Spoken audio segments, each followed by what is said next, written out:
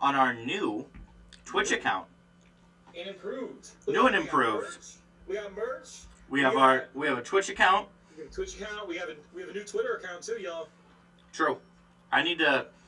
These are the graphics things I need. Yeah. I need to put that up. I need to put that on the. Yeah, we're gonna be fancy. Put my YouTube. Make a note, Bruce. Bruce, did you lag again? Are we gonna start this already? Bruce, are we gonna start this already? Or is this on my end? Nope, this is on Bruce's end. Bruce did it again.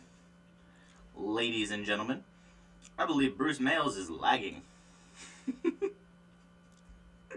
Bruce. Brucey Bruce. Bruce, are you lagging? Oh, there we go. There we go. I was just roasting you to... Look at that. Look at that. As soon as, like, the first thing, like brand new, everything, this, that, and the other. And bam. I even got a new modem in. Really? You got a new modem, and it's still acting all funky. I got a new modem last week, and lo and behold. But anyway, as we were saying... Yes. We got the merch. We got everything. I'm taking notes, by the way. I heard that. Taking notes. I got you. I'll perfect. So that way we could, make it a little bit more... And I won't name names, but we have a potential deal for the show in the next couple weeks. So just be on the lookout for that, everyone. We're working behind the scenes. There's big things happening. We're getting work done. We make magic happen. I mean, we got merch, we got sites, we got social media, we got the interwebs working in our favor now. The interwebs. The interwebs working in our favor. We got. So Bruce, I was looking at the number because putting proposals together to see what we can do. We average about 75 viewers a week. Oh my word! Woo! Live, baby. Woo! No, but we average about 75 viewers a week right now. Hey, you know what? I did see across all our platforms. We've been live. Our social media has been live for what? 3 days. 3 days. 3 days. We have 45 followers. Yep. Let's go. Oh yeah, we're flying. We already have 4 times the followers Bruce does. It's true. It's true, and I'm okay with it. Hey, yeah. I'm that old man that was a Facebook person. I wasn't a Twitter guy. I wasn't. Bruce, I still have Facebook. You're fine. It's okay. It's okay. No, but I did see that you put in your bio co-host of Third Down Thursday. Also, it's Thursdays, not Thursday, so you need to go fix that. I'll fix it. I was probably like doing something. Put that in the notes, Bruce. Multitasking, baby. Multitasking. Yeah. So, once again, we have a victory Third Down Thursday for both of our NFL teams. So let me tell you something. Let me tell you something. Okay? All right, so there's information out there that is saying that Mitchell Trubisky is actually improving this year. First of all, that's 100% accurate. Secondly, I've seen some awesome things. Okay, let's go on. We got to jump on this right now. I was listening to some people on the radio on the way home from work today, and I got kind of worked up because I hear this guy calling in saying that he's like, I watched the all 22 of the Atlanta Falcons, and that Atlanta Falcons defense is a good defense. Okay. Yeah, it's giving up almost a total of 500 yards a game. It's a sieve. They're not, and they're going to be missing both their major pass rushers. Whoever that phone call was coming from, come on, dude. No. So that said, I'm going to tell you right now, I think it'll be I don't want to say a shootout. I think it'll be it's going to be a shootout game. Oh, okay, fair. I actually think it's going to be a higher scoring game this week than a lot of people. If you're a betting man, I'm a betting man. I'm playing the over this week. For sure. Yeah. But anyway, to go back to my original point though. I had to say something about that crap. No, go for it. Yeah. It was absolutely asinine. I agree. But that said, let's go back to the Giants game with Trubisky. First 2 quarters looked awesome. He actually looked like a legitimate quarterback that everyone wants to see in Chicago. Which is wild. Well, he's carried it over. He's had 3 to 4 good quarters of football so far, and 4 quarters of less than par football. Yes. Yeah. Yeah. So I will say that.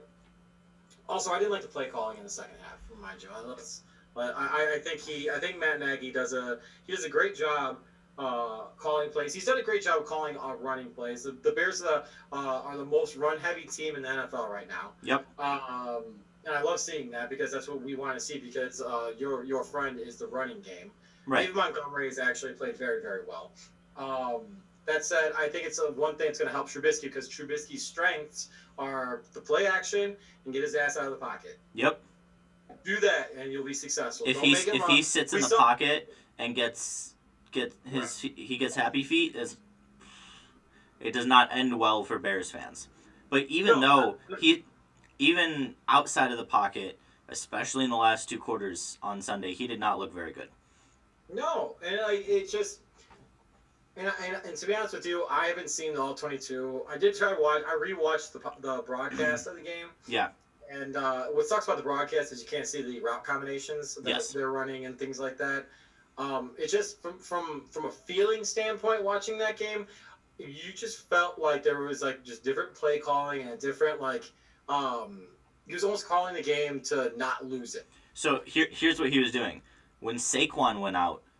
That's exactly what Matt Nagy was doing. When Saquon went out, he was calling the game not to lose.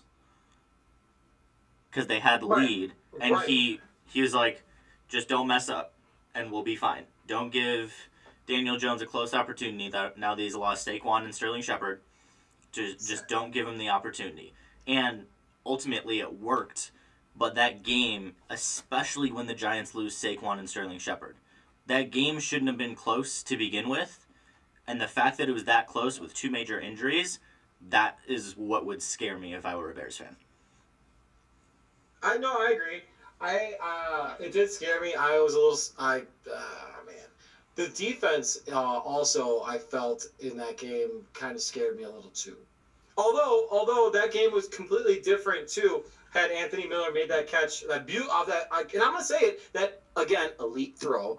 The elite throw that Trubisky had to Anthony Miller should have been caught, so that's a touchdown. And I thought that pass interference call on Jackson was just crap. That was just crap. It was 2 players that have the right to the ball going for the ball. Those are hard calls to make.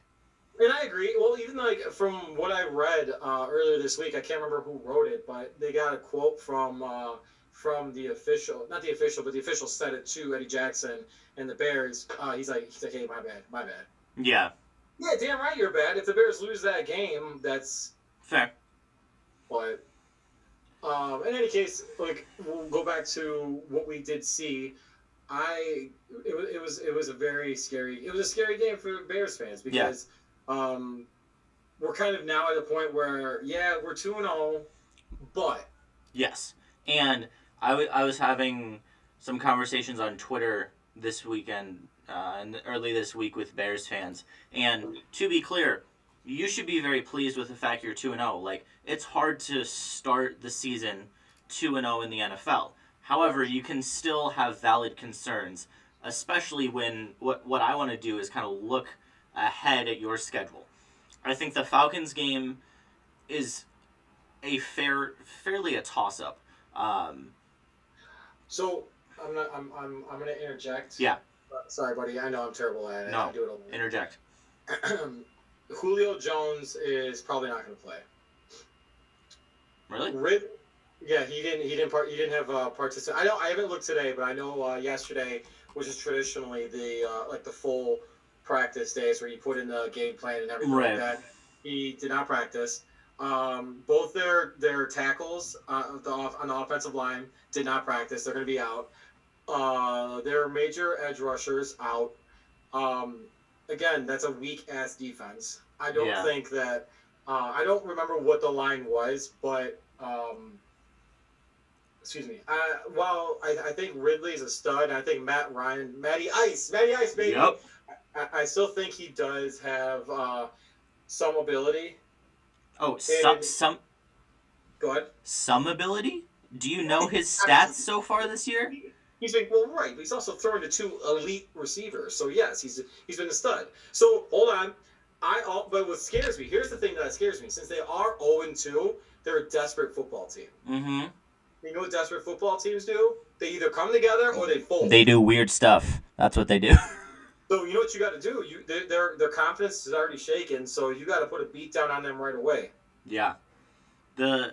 So Matt Ryan so far this year, 61 for 90, 723 yards, 6 touchdowns, and 1 pick. So, I mean, he's throwing the ball a lot. He's thrown 26 more pass attempts than Trubisky has. But he's also... He's been down. Well, no, that's actually not true either, because they're beating the Cowboys by... 20. 20? Yep, they were up by 20. So, yeah, they... Even with that, that's 45 passes a game. My concern would be if they do that against the Bears.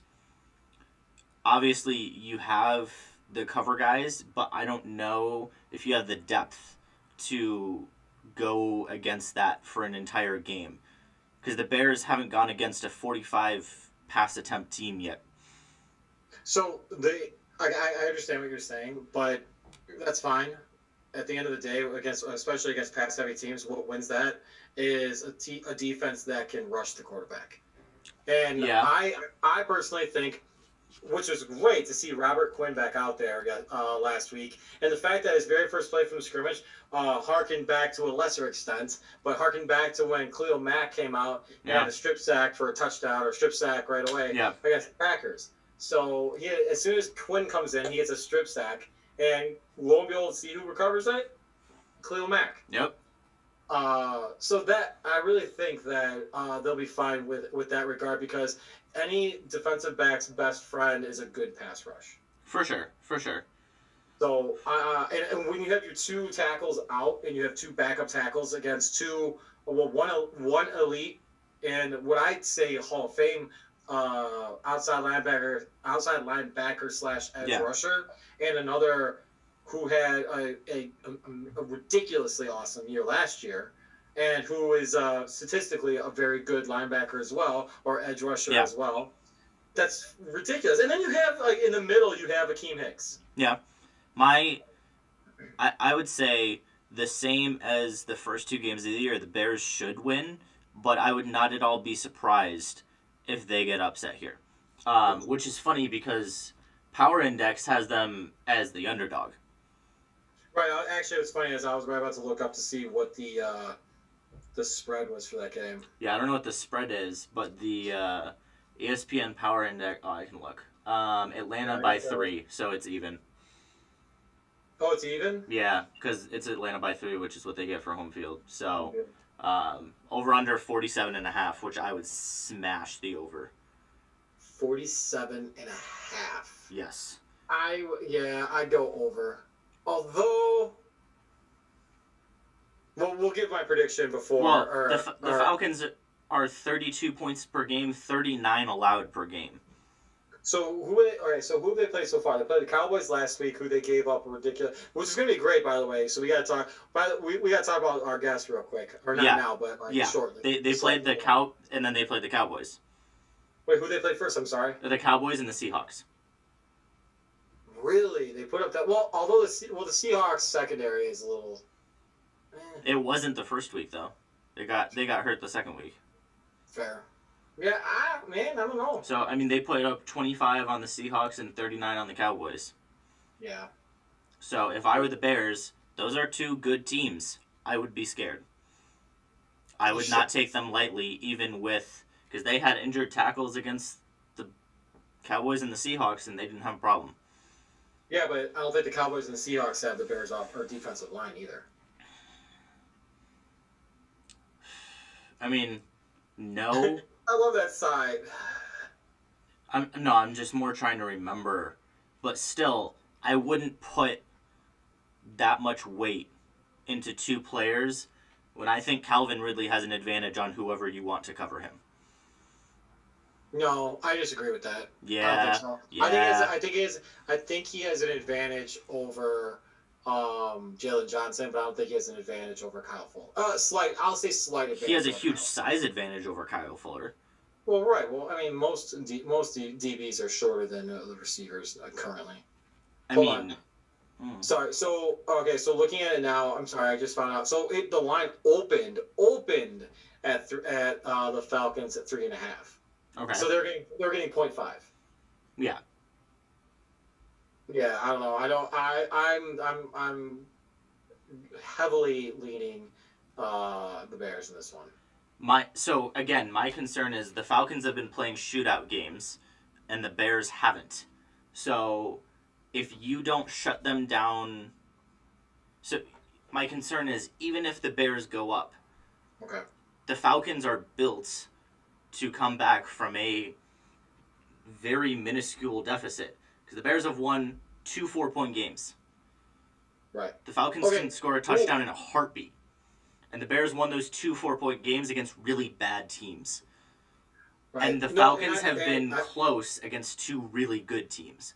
Right. So, I mean, looking at it, if you flip it, I think they're very similar situations. I think the Falcons are, if Falcons play Giants-Lions right away, okay, Bruce.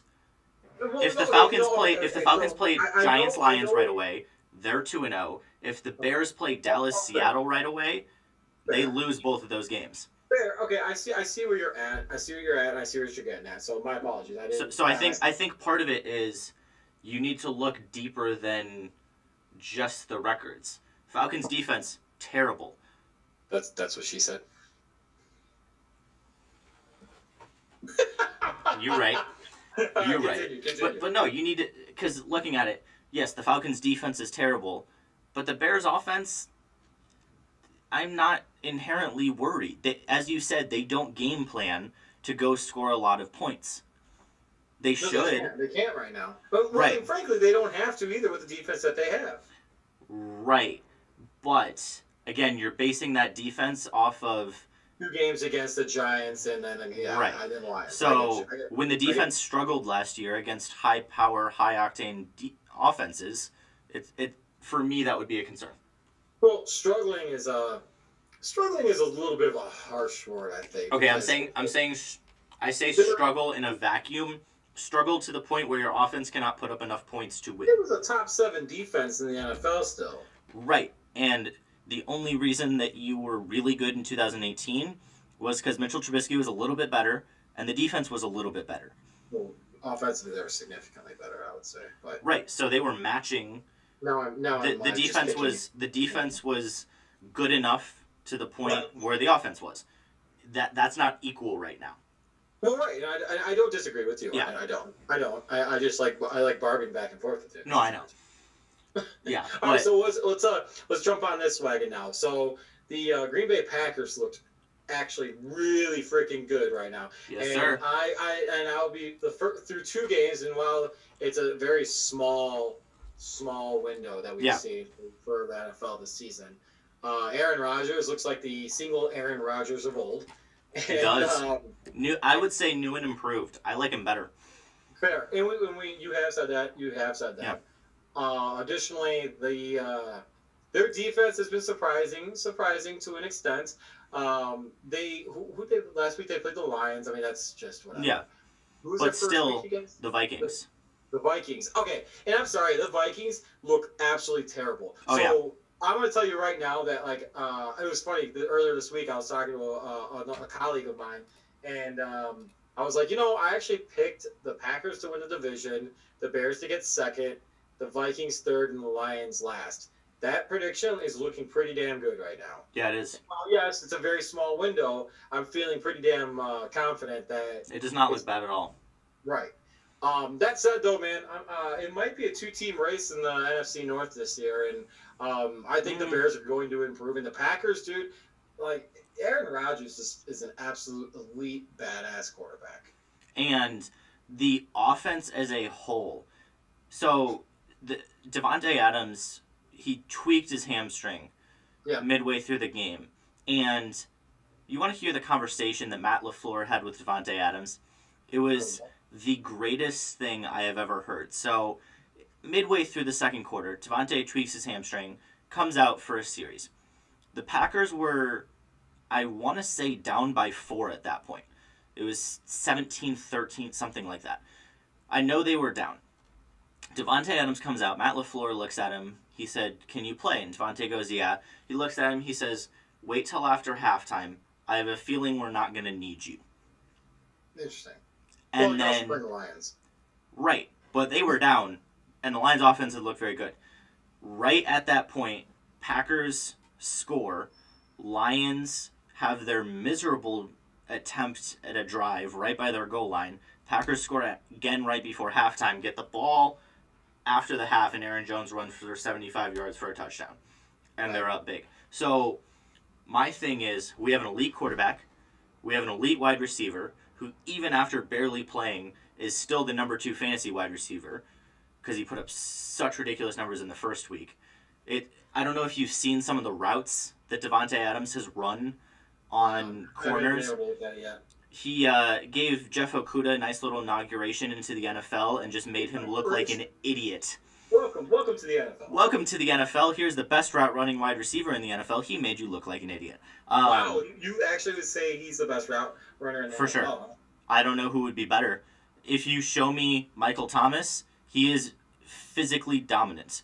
That's half of his catches. He's just bigger. Julio Jones, he's just bigger. And I would put Devontae Adams as a third best receiver in the NFL and the number 1 in running routes. Michael Thomas, don't get me wrong. Michael Thomas and Julio are really good at running routes. But a lot of what they get is purely because of their speed or purely because of their height and their size. Devontae isn't really that big. I mean, he's fast. Obviously, he's a wide receiver. But a lot of what he does, I was breaking down some of the routes. It's amazing what he does with his head and his legs. I mean, he gets people leaning so far to the left, and he's 4 steps to the right before they even realize it. I'll actually say Hopkins is almost a better route runner than him. But again, Hopkins is a lot bigger. That has absolutely nothing to do with it. No, it does. I'm looking at it from a pure route running perspective. And what goes into...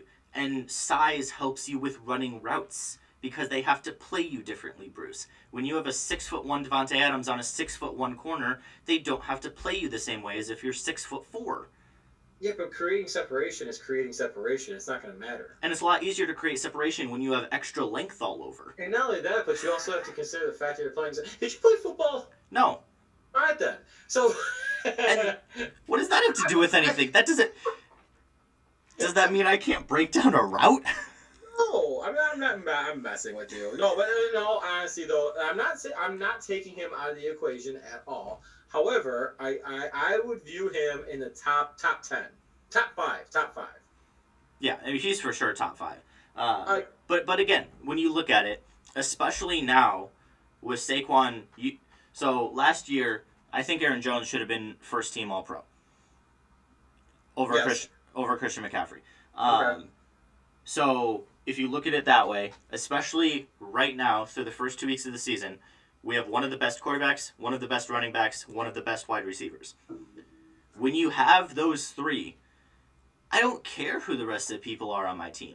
And then you take into account MVS is... Thank you. I was about to say, that's a boy that I wish I had on my freaking team. That dude... He's a big dude. Like, he's a rookie, right, if I recall? No. He's not a rookie? He's like third year. The only thing I wish that guy would do better is catch the damn ball. You and me both, Bruce. You and me both. And obviously, I'm not a Packer fan, but man, dude, if I watched him, he actually reminds me a little bit, and my memory is sparse on it, but what my recollection of it, he reminds me of Bernard Berrien for the Bears. When Bernard Berrien was just a burner. Yeah. He ran some routes very well, and then had some dropping time, you know, but if that guy, I'm telling you, man, Aaron Rodgers can throw a freaking ball far as shit, and that guy can catch it. So if he consistently catches the ball, and and so I'll admit something to you, they're scary. They are scary. Yeah, and the biggest thing. So one of the reasons the Packers were so good, Aaron Rodgers had an MVP season in 2014, I think. That was Randall Cobb's best year. Correct. What Randall Cobb brought was just pure speed, and he could go in the backfield, things like that. We have that this year. We have Tyler Ervin. And if you watch some of the film, so the Packers are doing a lot of jet sweep motion, a lot of guys in motion, a lot of that kind of action. And what that does, they'll line up Devontae on the outside. Tyler Ervin in the slot, run him in a jet motion to the left, the defense has to respect it. And the amount of times on Sunday that the Lions gave Devontae, even in the first couple quarters, and then MVS in the last couple quarters when Devontae was out, the amount of times that we got one-on-one with those guys because everyone got sent to the left just because of Tyler Ervin was incredible. And even with that kind of attention, he still breaks off 15, 20-yard runs with ease. Fair. So the amount of things that our offense can do, and people knock the way that we constructed our draft. I think it's Josiah DeGuara, I think is his name. You're just upset because Aaron Rodgers is going to be on the Bears next year. Yes, Aaron Rodgers is going to win a Super Bowl with the Packers and then go to the Bears. No, they're not. I'm totally okay with that. If he can bring a Super Bowl to the Packers, if he can come down here and bring a Super Bowl the very next year to the Bears. I will say though, my prediction at the beginning of the year was Saints Chiefs, and that is looking very bad after watching Drew Brees in the first 2 games.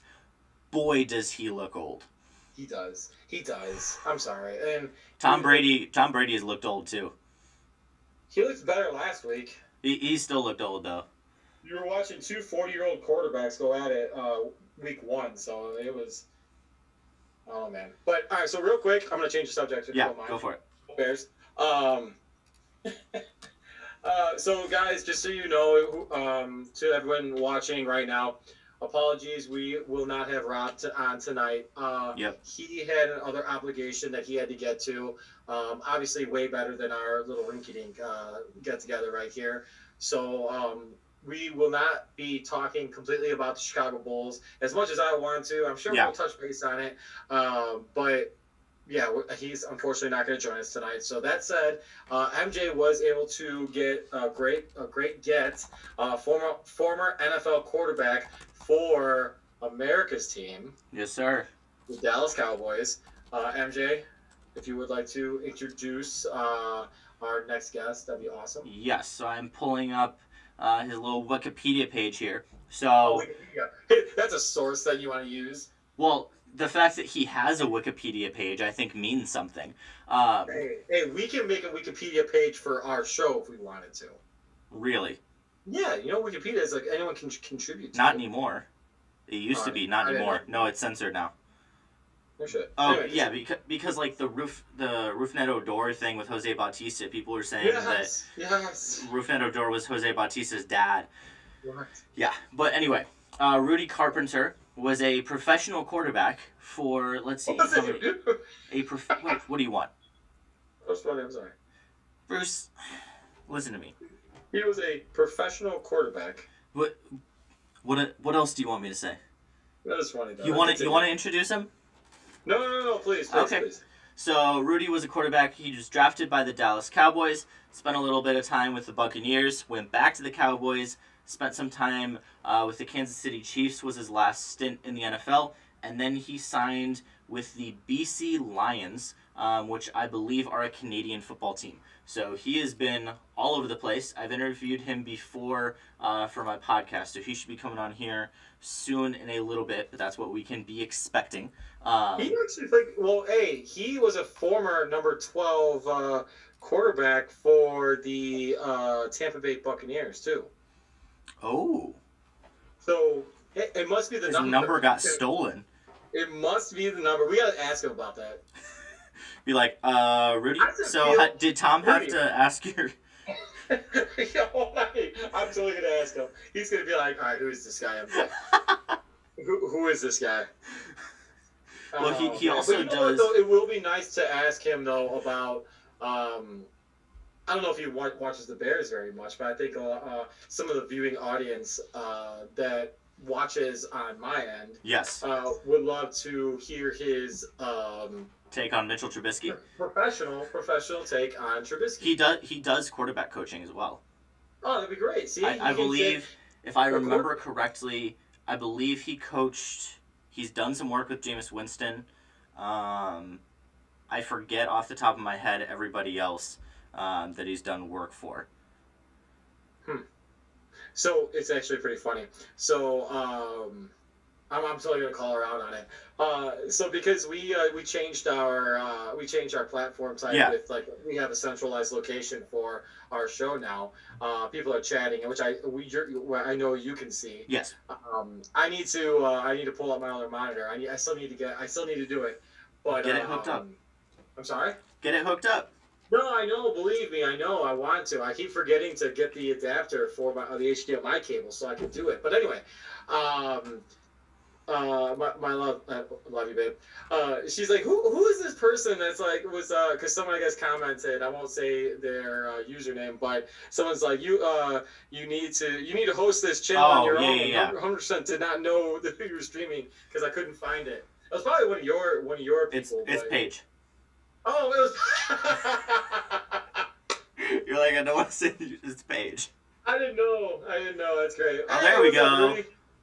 Hey, sorry, MJ. I had the times confused. I wasn't 100% sure, man, on what sorry about that. Sorry about that. Yeah. Well, we're happy you're here now. Yeah, thank you. Sorry. Got it going. So, Bruce, introduce yourself. I've talked with Rudy before, but if you want to introduce yourself. Rudy, how you doing, brother? My name is Bruce. I had the opportunity to coach MJ in baseball many years ago. Not too many years, but many years ago.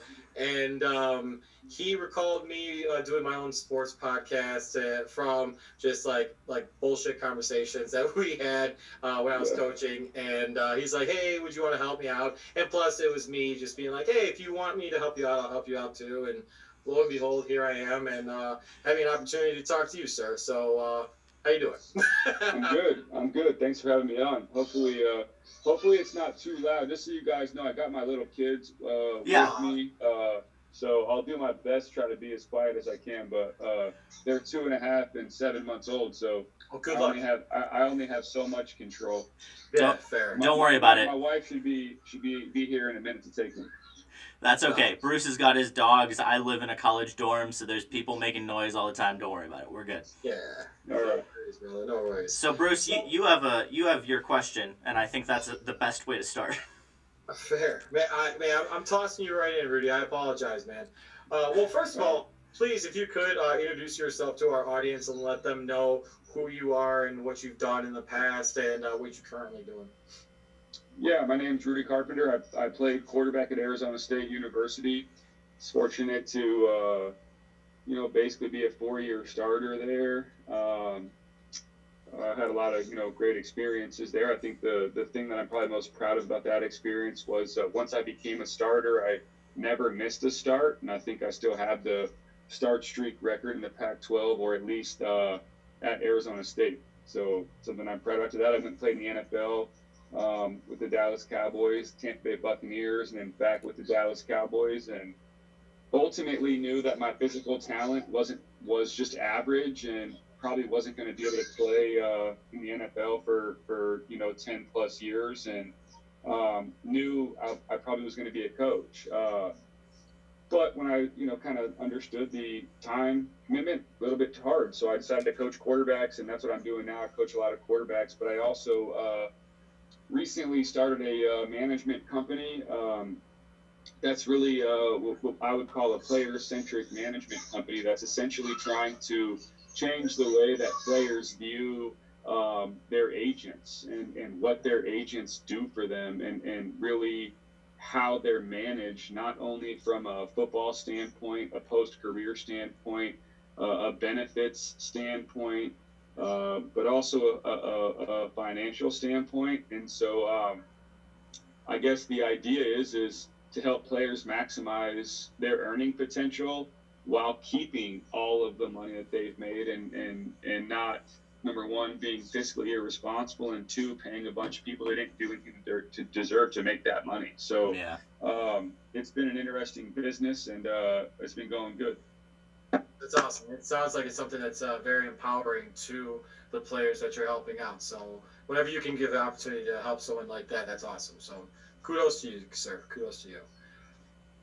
But so on a less serious note, I want to ask you kind of like in a different manner of there's a quarterback in Tampa now that is currently wearing number 12. And I did see that you previously wore number 12 in Tampa. So how does it feel to see Tom Brady down there rocking the number 12 jersey? I'm just hoping that there are a couple of people that might mistake him for me. Oh, totally. Yeah. That would be great for a minute or two. Look, Tom is probably the greatest quarterback of all time, and I know that Tampa's a great city. It's a great place to live. Oh, thanks, baby. It's a great place to live. I'm sure he's having a ton of fun down there. I know Bruce Arians really well from his time out here in Arizona with the Cardinals. Um, and he's a colorful dude, and it's going to be interesting / funny to see how it all plays out with Bruce Arians' temperament and the way that he coaches and the way that he talks to players with how Tom Brady is and obviously Gronkowski. So be interesting to watch, but I thought it was a pretty cool move actually for Tom to decide to do that. It takes a lot of confidence to do what he decided to do, and I think it's interesting. And I can tell you, there's probably a lot of players in the NFL. Just think of guys maybe like Matt Ryan or somebody like that who are probably Matthew Stafford, who are really trying to figure out which direction do they want their careers to go and in what cities and what their legacies mean in the cities they play in, and maybe what winning a championship or so might do to change their legacy. So it'll be interesting to see how this all plays out. So, what kind of along those lines, do you think there will be a big impact? Because for a player like you said, like Matt Ryan or Matthew Stafford, it's hard to kind of uproot, especially when you have family ties in a city you've been in for so long. You love the community, you love the team, it's the familiarity. So, do you think Tom Brady's move is going to make any difference in more quarterbacks shifting more than they already have been? I don't know if it's going to make them do anything, but I think it'll make them feel a little bit more comfortable about exploring the options to do so.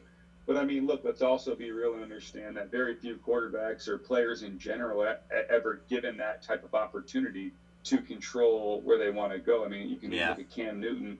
He's a few years removed from an MVP trophy, and if we're being honest here, there wasn't a ton of teams out there that were kicking down his door to sign him. So there aren't a lot of players who get to kind of choose their path and how they want to end it or what teams or franchises they want to move forward with. But you could see a situation where, like I said, a Matthew Stafford or a Matt Ryan or even an Aaron Rodgers with the fact they drafted Jordan Love, maybe be open to doing what Tom Brady did or what Brett Favre did. And obviously Brett had success in getting his team to an NFC championship game. Yeah. True. So to kind of shift gears a little bit from professional football to college football, do you have any thoughts going on with Big Ten starting football at the end of this month, and just recently the Pac-12 announcing them resuming football in early November?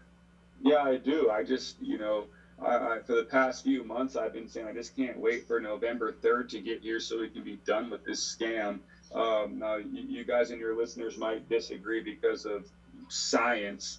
So that is what it is. But now, this has gotten a lot worse, and now I don't think there is going to be an election announcement on November 3rd. And so I guess my point is I just, in my humble opinion, I don't know what's real. I don't know what's not real. I know there's been people who have died. I know there's been a lot of money that's been made. And I know that it's an election year. And, to me, that's what a lot of this is about. And if you look at the states that are playing high school football and the states that aren't playing high school football, they all have the same thing in common. And to me, it's no coincidence. And so, again, I'm an independent. I probably won't vote for anybody. So I could care less about, both these candidates. I just have a personal opinion. And to me, it's crazy that this has even happened.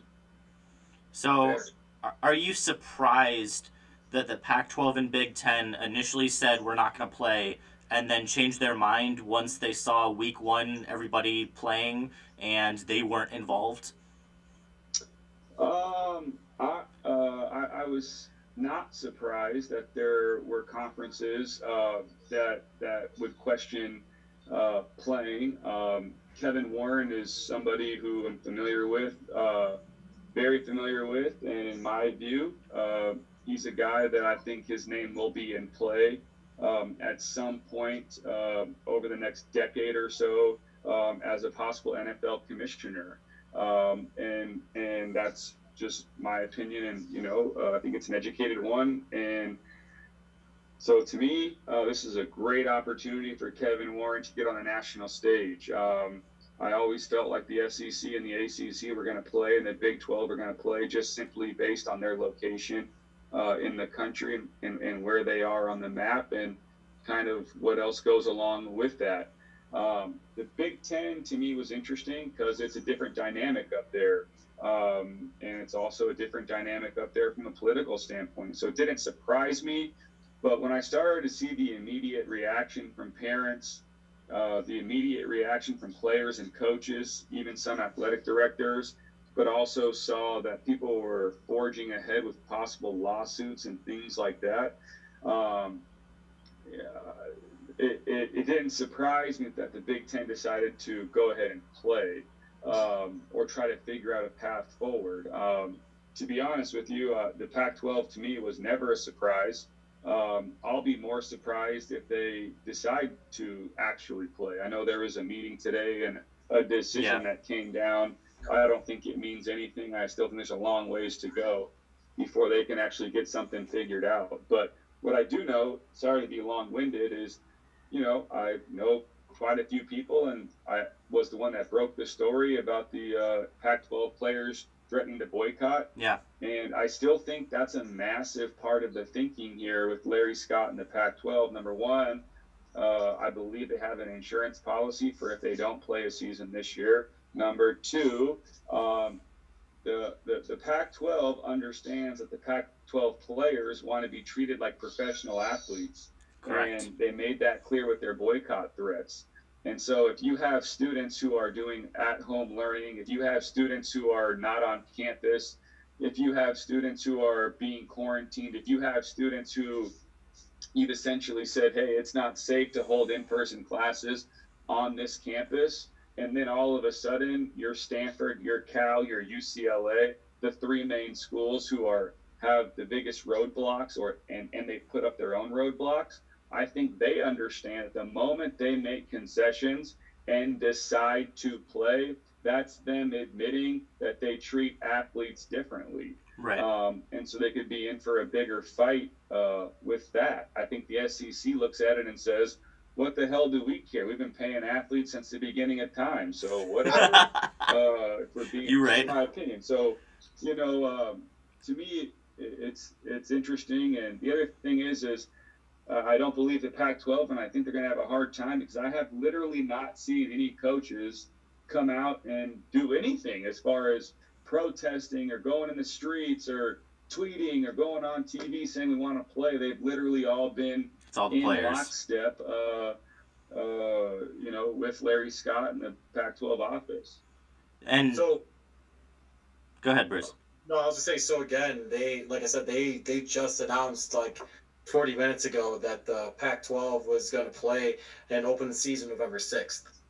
So yeah, again, I understand that, and I saw, but again, there's still places like Colorado where they have new restrictions on what they can and can't do. So again, it just seems to me like every other thing in this country politically that as soon as they cross one roadblock or they get over one hurdle and they announce something, you have somebody in a legislator, somebody in a city council spot, some judge who just arbitrarily says this, and then we have to abide by that. And so unless the Pac-12 is willing to say, we're going to play a season, whether or not Stanford or Cal or Colorado's in. We're going to play a season with the teams that are here to play. Until I hear that from the Pac-12, I'm going to be skeptical until I see a ball kicked off. Fair. Yeah. That's fair. And that's what I talked to a couple of the Stanford players who are kind of heading the movement that was we want to play, but we want to do so safely. What they saw from Stanford the first couple weeks was there are not really safety precautions, and they're different depending on the school. So I think it's just a really weird dynamic. Like you said, Rudy, they want to be treated like professional athletes because they are already being treated differently, but they're not given the respect that goes along with it. And with the amount of work Says who, MJ? I talked to Dylan Bowles and Trey John Butler. That's who I talked to. So I'm kind of just go up there and see how these guys are being treated. You should go up there and see how these guys live and how they travel and the food they eat. To be honest with you, I think there's an incredible argument to make that players should get paid. I think there's an incredible argument to make that name, image, and likeness is incredibly important. Yeah. I'm always on board with everybody getting paid more money. I'm always on board. Yeah. You're never going to hear me argue against, I don't care what job you work. I don't care if you're Bruce's barber or if you're the president or the CEO. I'm not a hater on thousandaires. I'm not a hater on millionaires. I'm not a hater on billionaires. I'm not a hater on trillionaires. God bless every one of them. Oh, Rudy. What I am saying is these. You guys got me?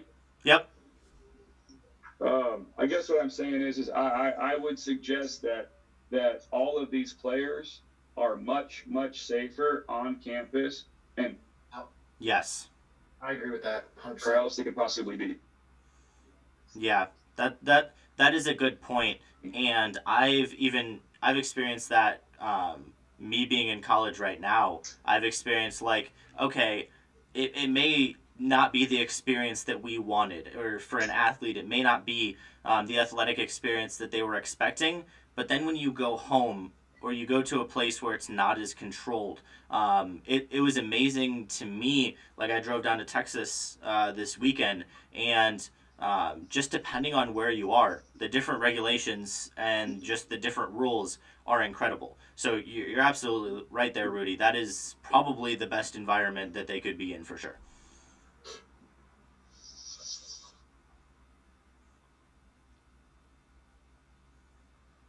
Look, I'll give you another example here in Phoenix. Okay, Phoenix is a large city. You guys still got me? Yeah, we can hear you. You're frozen, but we can hear you.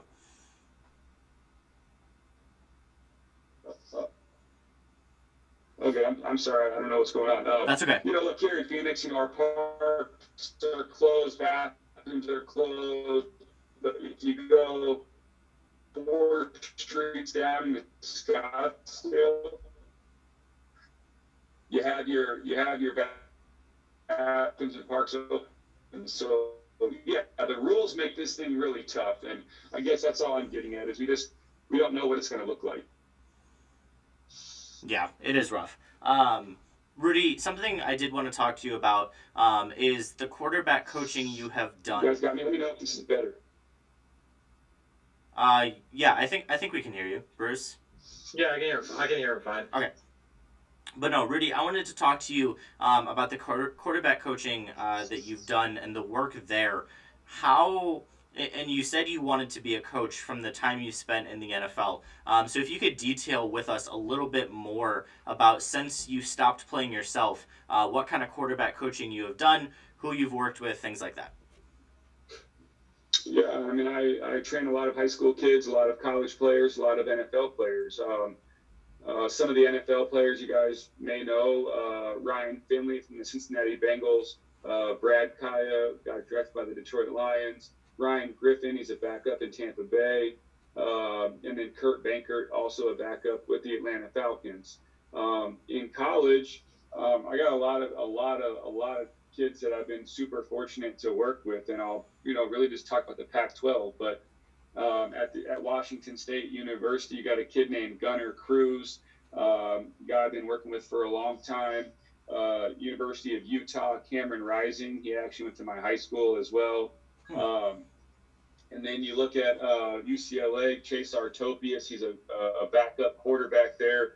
Jaden Casey at Cal, Spencer Brash at Cal, Tristan Jevia at Oregon State, his backup, Ben Gilbranson at Oregon State, and then also Tyler Shook, been training him for many years, who will most likely, or at least have a chance this year to be the starter at the University of Oregon. And then just some other places, Ben Finley, Ryan Finley's younger brother, is also at North Carolina State. Brock Purdy, kid I've been training for years at Iowa State, and his brother Chuba Purdy, who's now at Florida State. So I got a pretty good roster of guys. Devin Brown is a kid out here in Arizona high school, just committed to USC over the weekend. Keaton Slovis, the starter at USC, is from Scottsdale. He's a kid that myself and Kurt Warner have trained a ton and worked with a ton. And so it's been a good group of guys. That's awesome. That's awesome. So that says, with the amount of knowledge that you have as not only a professional quarterback, but also as a teacher of quarterbacks, I have to ask, as a Chicago Bears fan, I don't know if you get a chance to watch the Bears very much. Yeah, you know what's coming. What are your thoughts on Mitchell Trubisky, and have you seen, if you even watched at all, have you seen any kind of improvements on his footwork or the things that he's done this year? Yeah, I mean, look, I think Mitchell Trubisky is an interesting guy. I mean, and I'm going to give a terrible answer, and what I mean by that is I just don't think it's ever as bad as people make it seem, and I don't think it's ever as good as people might make it seem either. And I guess maybe the example I would compare it to is the Josh Rosen situation. It's easy for people. I mean, I remember when Josh Rosen was picked 10th overall on my radio show, we had Trent Dilfer on, who said this was the steal of the draft. Yeah. Josh Rosen was going to be the best pick in the entire draft. Unbelievable. Great arm. I mean, he's going to be the guy. Yep. And I think sometimes what people forget is that football, but quarterback especially, is one of the most dependent positions to play in any sport. But I also think that it's one of the places where you can overanalyze, you can overthink it, and then you can kind of ride the hype train into the draft and kind of convince yourself that somebody is the guy because he checks, a bunch of boxes. And I think that's what happened with Mitchell Trubisky is that people wanted to check all these boxes: height, weight, hand size, speed, arm talent, all of these things. But, they didn't take into consideration that really when you watch Mitchell Trubisky, he was really only a 1.5 year starter or 1 year starter or whatever he was for a reason. Mm-hmm. Yeah, there are times, you're going to get a 1 year starter might come in and blow it up. And Joe Burrow did that at LSU and became the eventual number 1 overall pick. And even though that's an 0-2 football team, he showed me a little bit thus far in the first 2 weeks that he's definitely got some juice. Yeah. And they're not going to lose football games, in my view, because of him. For sure. And so it happens, but again, I think that was just a situation where Ryan Pace and that football team overanalyzed and I guess a terrible word, overthunk the situation. Yeah. And it happens. But ultimately, it's probably gonna get Ryan Pace fired. So, who's your favorite young quarterback right now, Rudy? Well, I mean, look, that's probably a easy question, a sexy question, because Patrick Mahomes is unbelievable. Okay. Right. Yeah. MJ. Okay, but in my head it was like outside of Patrick Mahomes, but okay, I should have clarified. Yeah, I mean, I live in Phoenix, and so yes. I get a chance to watch Kyler Murray every week, and I got a K1 podcast, which is literally just talking about Kyler Murray and breaking down his film and what he does. And Kyler is such an interesting player right now because when you watch his film and you watch the coach's film, from a pure quarterback standpoint, he misses reads and throws all over the place. Yeah. And there's no way that any other quarterback would have the kind of success that he has playing like that.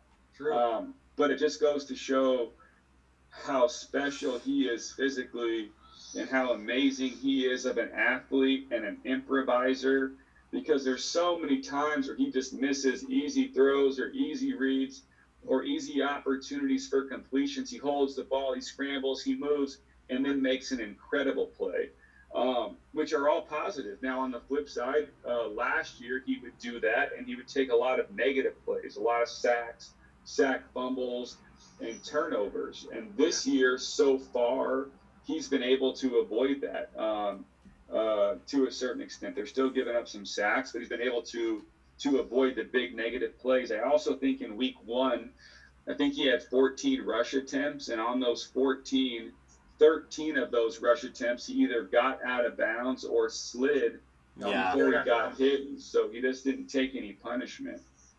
That was one of his biggest things coming out of college, that they were afraid of his stature and taking the hits in the NFL. And you're 100% accurate. He's gotten so much better at it. And the dynamic that he has is incredible. So I'm kind of jealous of the market that you're in. Yeah, I mean, his juice and his explosiveness has been incredible, and his same with his arm talent, things he can do with throwing the football is I mean, it's really incredible.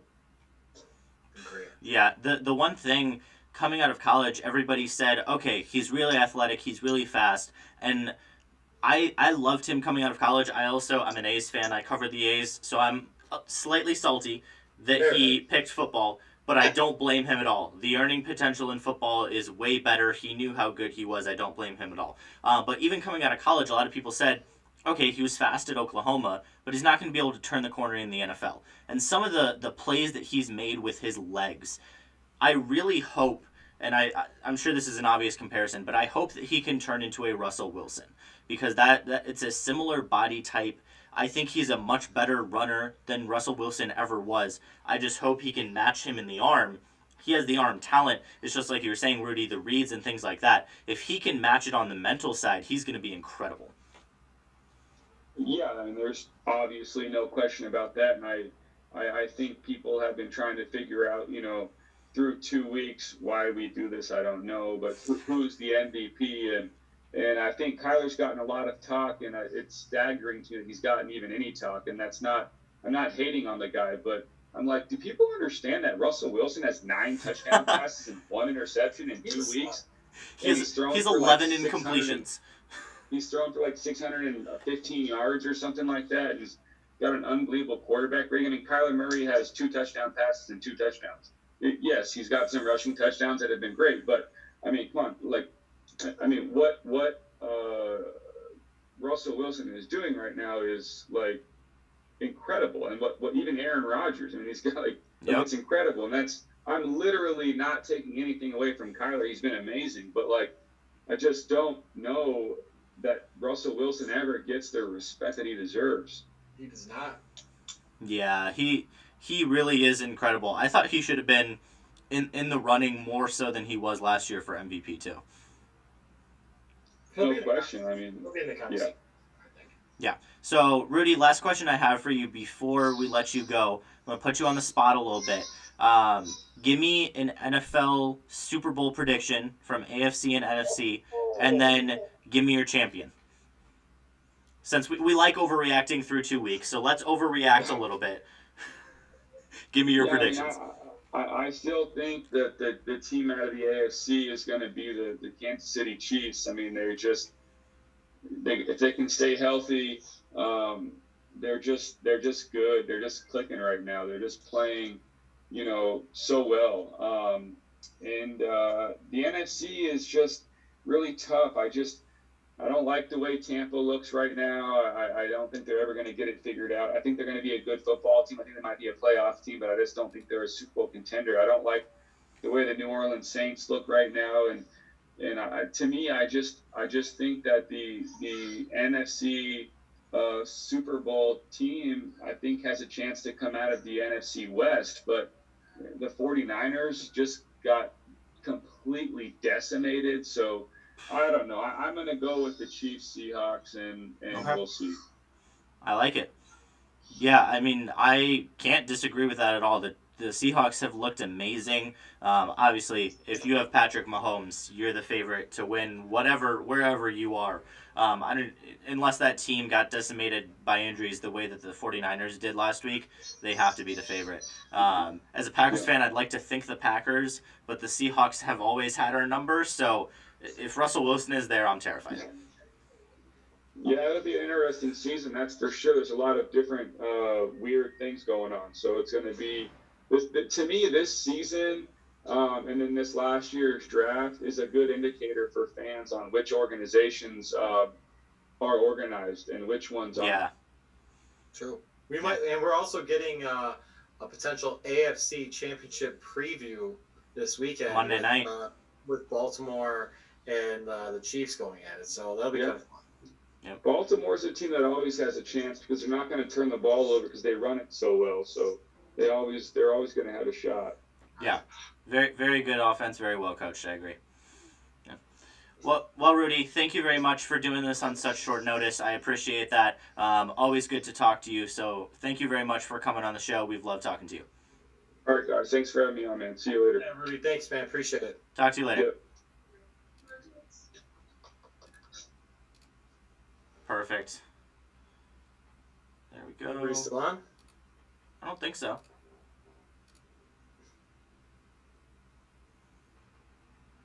Well, anyways, it was fun talking to yeah. Rudy. He's a good dude. The dynamic that he was talking about with Trubisky and Ryan Pace. If you remember, I brought up the thought of them of it being a year for Ryan Pace. You know, depending upon what the Bears do. So Yeah. that's kind of interesting. I don't know, man. Hey, we could be seeing an AFC Championship preview this Monday, man. I think it is. Dude, my question, and I think I answered this myself the other day. I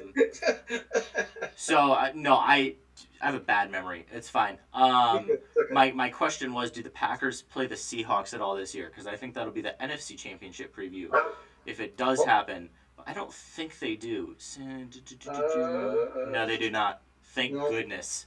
The Seahawks are always the one team that scare me. No, they have the Bears on the schedule, baby. Let's go. Okay, Bruce. Anyways. That's going to be easy. Well, I believe that's all the time we have today. Yes, sir. I think Mr. so. My Coach dog's Bruce. trying to bark, so. I believe that signals it's time for you to go take care of your puppy. Yeah, that's true. What's up, buddy? Anyways. MJ, so much fun, as always, sir. Good show, sir. Again, guys, we got shirts. Shirts. I might be kind of slow to get them out because I'm actually ordering and processing and all that stuff. But it'll get done. It'll get tossed out. We'll get her done. Yeah. Please let us know. And there's a list growing. So snatch this up. You know how comfy these are. And not only that, but let's be honest. When MJ and I blow up even more, you're gonna want them. They're gonna be. Action. Yeah, they're gonna. Okay, Bruce. Also, we're almost at 50 followers on Twitter. We're at 49. I'm gonna drink a beer. We're close. Okay, Bruce. Well, we'll talk to you next week. Fantastic show as always. As always, sir. Talk to you later, gentlemen. See you guys.